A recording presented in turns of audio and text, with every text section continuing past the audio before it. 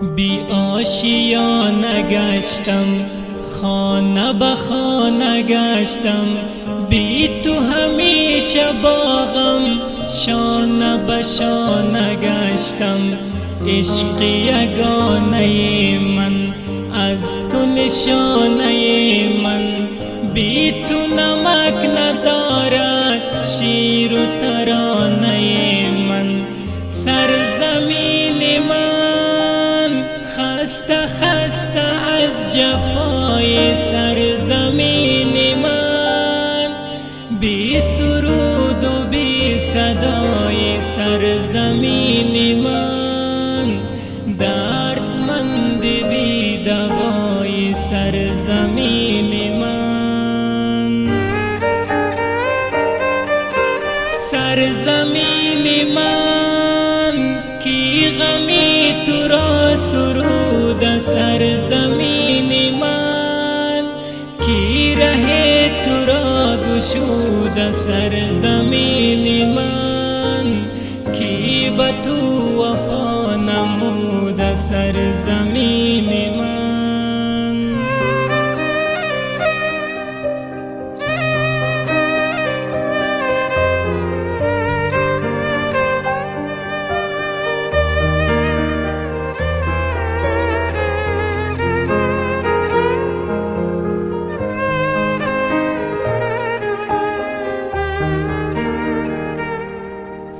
ماه و ستاره من، راه دوباره من، در همه جا نمیشه بی تو گذاره من.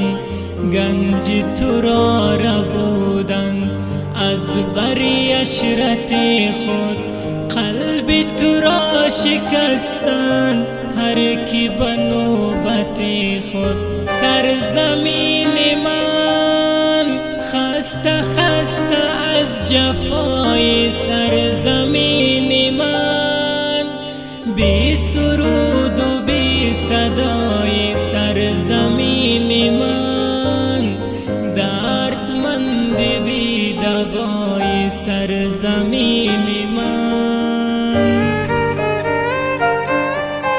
سرزمین من مثل چشم انتظار سرزمین من، مثل قلب داغدار سرزمین من، مثل دشت